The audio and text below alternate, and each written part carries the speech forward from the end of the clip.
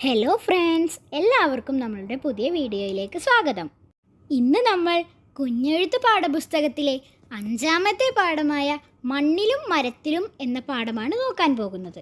ആദ്യത്തെ പ്രവർത്തനം എന്ന് പറയുന്നത് തന്നിരിക്കുന്ന ചിത്രം നോക്കി പൂരിപ്പിക്കാനാണ്. മഴ പെയ്തപ്പോൾ കുഞ്ഞിക്കിളിക്ക് പേടിയായി. കുഞ്ഞിക്കിളി കരഞ്ഞു. എങ്ങനെയാണ് കരഞ്ഞത്? അമ്മേ, മഴ പെയ്യുന്നേ, എനിക്ക് പേടിയാകുന്നേ, ngീ ngീ. അങ്ങനെയാണ് കരഞ്ഞത്. അണ്ണാൻ പറഞ്ഞു, ചിൽ ചിൽ ചിൽ, ഈ ചില്ലയിലേക്ക് പോരൂ. അണ്ണാൻ സങ്കടത്തോടെ കുഞ്ഞിക്കിളിയെ എത്തി നോക്കി. നാടകം കളിക്കാം. കുഞ്ഞിക്കിളിയും അണ്ണാനുമായി അഭിനയിക്കണം.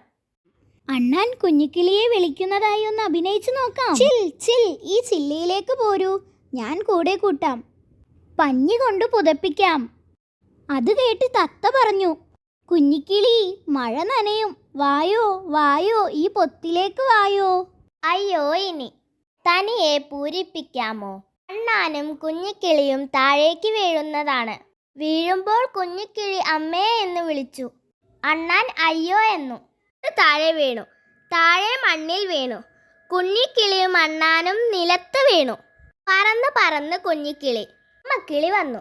കുഞ്ഞിക്കിളിയേ, കുഞ്ഞിക്കിളി, നീ എവിടെ? കുഞ്ഞിക്കിളിയെ കാണാതെ അമ്മക്കിളിക്ക് വിഷമമായി. അതാ കുഞ്ഞിക്കിളി പറന്നു വരുന്നു.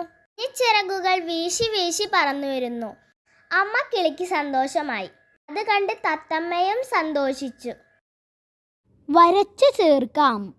മരം കൊത്തി ജീവിക്കുന്നത് മരത്തിലാണ്. കുഴിയാന ജീവിക്കുന്നത് കുഴിയിലാണ്.